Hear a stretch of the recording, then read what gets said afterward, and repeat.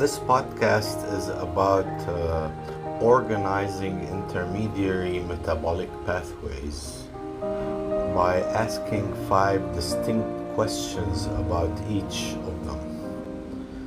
This type of approach may be helpful to pre-medical and medical students in organizing and compartmentalizing those pathways. The first question to ask about each and every pathway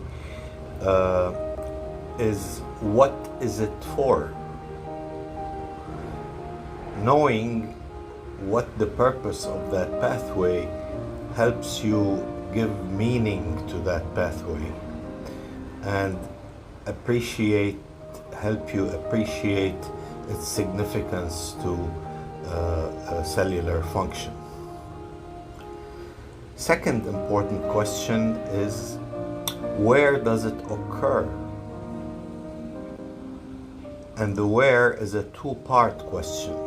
Where, what tissues it occurs in, and two, what cellular compartment it occurs in. This is very important because it gives you a bit of a compartmentalization of that pathway.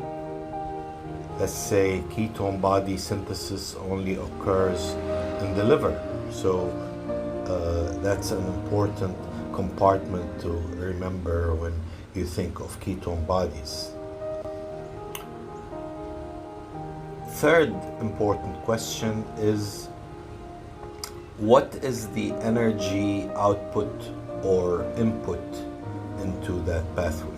Obviously, most pathways, whether they're catabolic or anabolic, are going to either produce energy, as the catabolic pathways do, or require energy as the anabolic pathway. Knowing that energy input and output is quite important and significant to remember. Question number 4 is, what are the rate-limiting enzymes of that pathway? How fast a pathway goes depends on the activity of specific rate-limiting enzymes. So knowing those specific rate-limiting enzymes and how they are regulated, typically they can be regulated in one of at least 3 ways, perhaps 4 ways. They can be regulated by allosterically, they can be regulated by covalent modification, they can be regulated by hormones, they can be regulated by upregulation or downregulation. So pay attention to the rate-limiting enzymes and how they are regulated for that specific pathway. And finally, question number 5 is about